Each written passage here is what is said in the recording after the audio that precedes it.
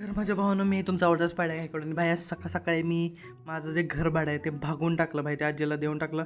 त्यांच्याकडे नाही UPI वगैरे नाही आहे, सो त्याला मला कॅशच द्यावी लागते. नंतर कामावरती वगैरे गेल्यावरती ना मी माझा जो पिक्चर राहिला होता बघायचा बॉर्डर तो कंप्लीट करायला लागलो. तेवढ्यात मामा आले आणि त्याच्या कंप्लेंट सांगायला लागले. नंतर मग मी गेलो किचनमध्ये चाललो होतं पिठल्याची पोळी बनवायची. आज भाई नाश्त्याला पिठल्याची पोळी होती. नंतर आले एसीवाल्यांचं काम असं आहे ना भाई, ही प्रॉपर्टी कंटिन्यू रशमध्ये असते, त्यामुळं 1-2 वगैरे ज्या मोकळे असेल त्यांचं काम करून घ्यावं लागतं. नंतर मी राऊंडवरती गेलो रेग्युलर जसं जातो तसं.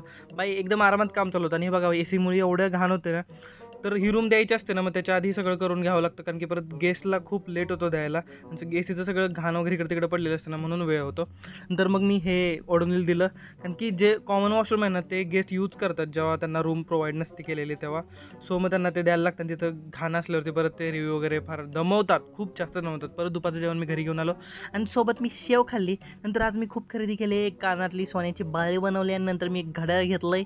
अरे भाई नाद नका करू. नंतर एक गेस्ट ना 110 मध्ये होते, ते खूप मागं लागले होते की फटाके वगैरे उडवायचे, कारण की त्यांचा बड्डे वगैरे होता ना. प्रॉपर्टीचे तर खूप झाडं वगैरे आहेत, त्यामुळं त्यांना खाली मी अलाउड नाही केलं हे करायला. मग त्यांच्यासाठी त्यांचं मन राखण्यासाठी मी त्यांना टेरेसवरती घेऊन गेलो आणि त्यांचं सेलिब्रेशन